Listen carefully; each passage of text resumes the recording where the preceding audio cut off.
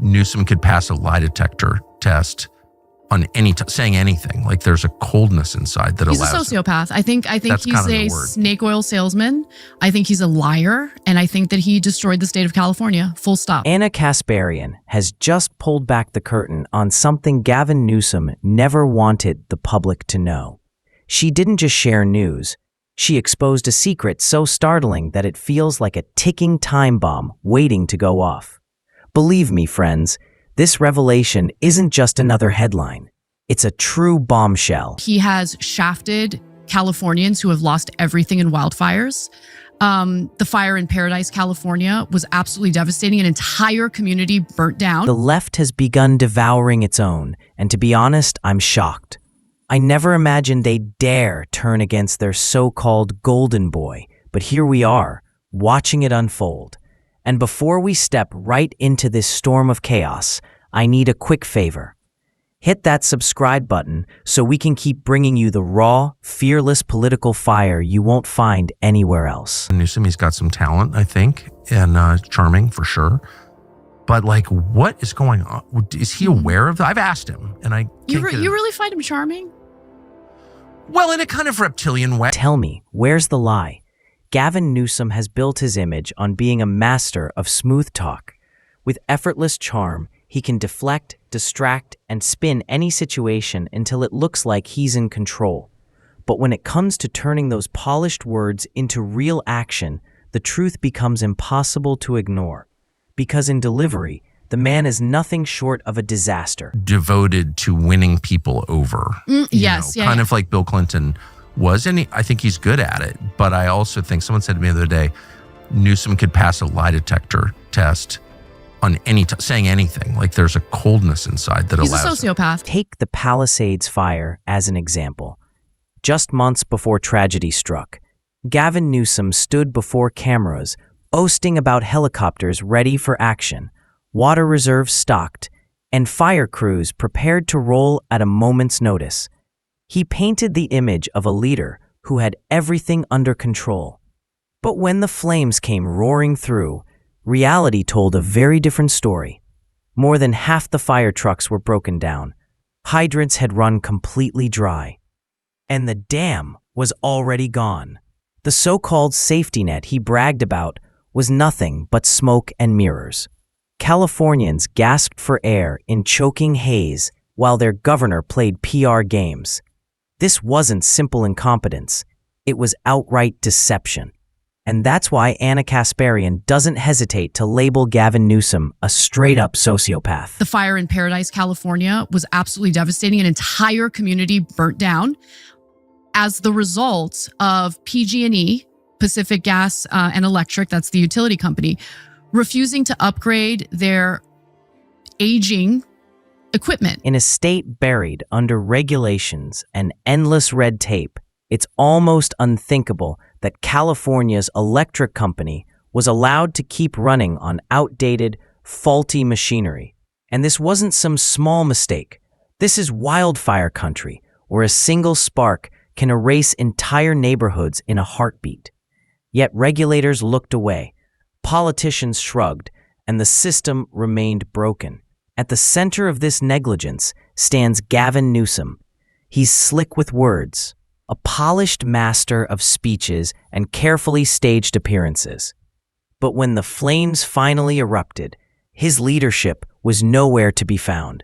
California doesn't need another smooth talker, it needs action.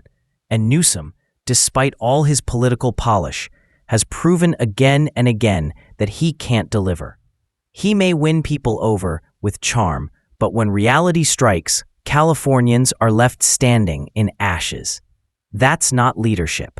It's negligence dressed up as charisma. Equipment is over 100 years old. And so what started that fire was this metal hook that had eroded to the point where it broke. Power lines come crashing down onto dry brush. It sparks a fire and destroys an entire community. Gavin Newsom has made one thing painfully clear. Nothing and no one is off limits when it comes to fueling his political ambitions. Take a hard look at how he betrayed Californians just to shield one of his biggest sponsors, the electric company. While wildfires tore through towns, reducing homes and lives to ashes, Newsom wasn't standing with the people. He was standing with the donors, signing checks for his future White House run.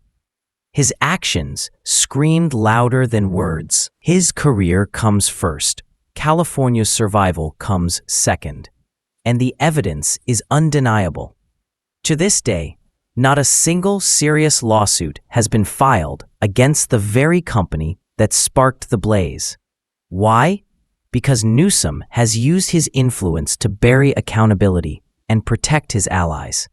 That isn't leadership, it's outright betrayal.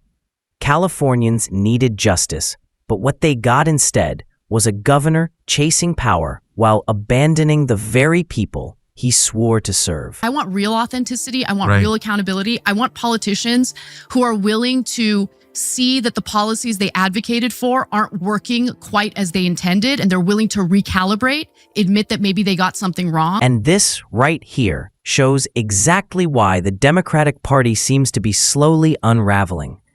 Time and again, they refuse to face the hard truth. Instead of standing up to reality, they choose denial, burying their heads in the sand, spinning excuses, and gaslighting their own supporters into believing everything is perfectly fine. Unless we are willing to be honest, unless we're willing to tell the people trying to smear us to silence us that they can F off, nothing's going to improve. Everything's going to keep going down. Everything is going to continue devolving. In my lifetime, this country has only gotten worse, not better. Take Kamala Harris as a prime example. She spent so much time locked inside her echo chamber that she completely lost touch with the real struggles ordinary Americans face every single day. Her appearances turned into a string of hollow slogans, flashy performances filled with smoke and mirrors, yet nothing solid for people to truly believe in. Voters saw through the act, which is why so many never connected with her. And she's not the only one. Gavin Newsom, Alexandria Ocasio-Cortez, even Zohran Mamdani, they all fall into the same category. Politicians obsessed with optics, self-promotion, and image management rather than delivering real solutions. It's politics as theater, and Americans are growing weary of the endless show. I think the media kind of conditions us to hate the other side, whatever the other side really is. You know, I certainly had those feelings, and things are different today compared to when I became politicized during the Bush era. Anna Kasparian strikes a nerve here, and the truth of her point cuts deep. Today's media are no longer the neutral referees they once claimed to be. They've picked a side, and almost always it's with the Democratic Party. The script has become painfully predictable. Whatever the DNC does is portrayed as noble, visionary, and forward-thinking, while anything Republicans put forward is branded as extreme, dangerous, or flat-out evil. Donald Trump is cast as the eternal villain, while any Democrat, no matter how flawed, is instantly painted as the nation's savior. That isn't journalism anymore. It's public relations for one side. The tragedy lies in the millions of Americans who still trust these outlets, believing they're receiving truth, when in reality, they're being fed carefully packaged narratives. Kasparian's critique stings precisely because it's undeniable. The media stopped holding Democrats accountable, and that blind loyalty is eroding public trust faster than they even realize. Homelessness really exploded in Los Angeles. Like, it's always been a problem in LA. Yeah. But it now touches every square mile of that county. Gavin Newsom's disastrous record doesn't stop with wildfires. His handling of California's homelessness crisis is just as damning. California wasn't always the epicenter of America's homelessness problem. That title once belonged elsewhere. But under Newsom's watch, the crisis has spread across the state like a fast-moving disease. Since he took office, the numbers haven't just risen, they've exploded. Billions of dollars have been funneled into programs and flashy initiatives. Yet the tents keep multiplying, sidewalks spill over, and neighborhoods are swallowed by sprawling encampments. Instead of finding solutions, Newsom has turned homelessness into a permanent scar on California's landscape. Families are fleeing, businesses are closing their doors, and crime is climbing in areas overtaken by camps. Newsom keeps talking about compassion, keeps promising solutions, but the results speak louder than his speeches. California's most vulnerable have been left behind, while the governor— The drug addiction, not just in LA, all across the country. Has there been any effort to do anything about this? Zero.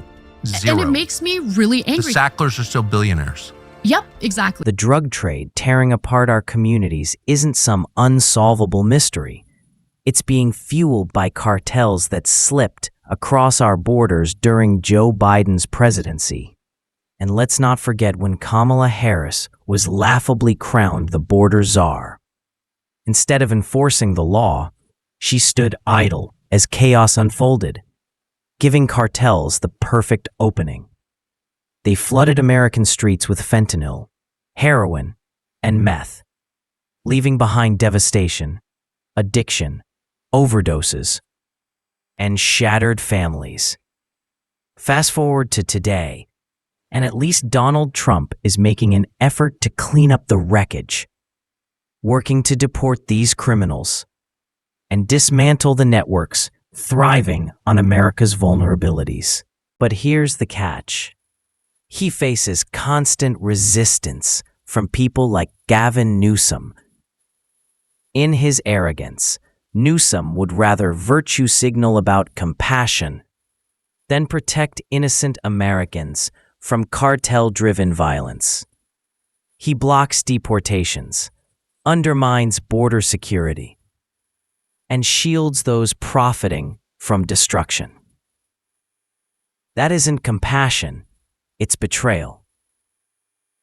And it's a stark reminder of why America cannot afford leaders who place politics above people's lives. The Democratic establishment, the Republican establishment, there's a lot of similarities between the two. They're in alignment. Exactly. On the big issues that matter. War and the economy. War are and the two economy. biggest issues. 100%. They love to like distract us with shiny things. Yeah, have a race war. Totally fine. 100%. It almost feels like the Democrats would rather spark a race war than face their own failures. They've mastered the art of distraction, and they play it better than anyone else. Think back to the so-called Trump-Russia collusion saga. It kept the entire nation hooked for nearly 5 years. Headlines were consumed. Oxygen was drained from every real conversation. And in the end, nothing of substance came out of it. But the moment that narrative started collapsing under its own weight, the DNC pivoted without missing a beat. Suddenly, America was engulfed in endless debates over gender and trans issues. That wasn't an accident. It was calculated strategy. The goal is simple.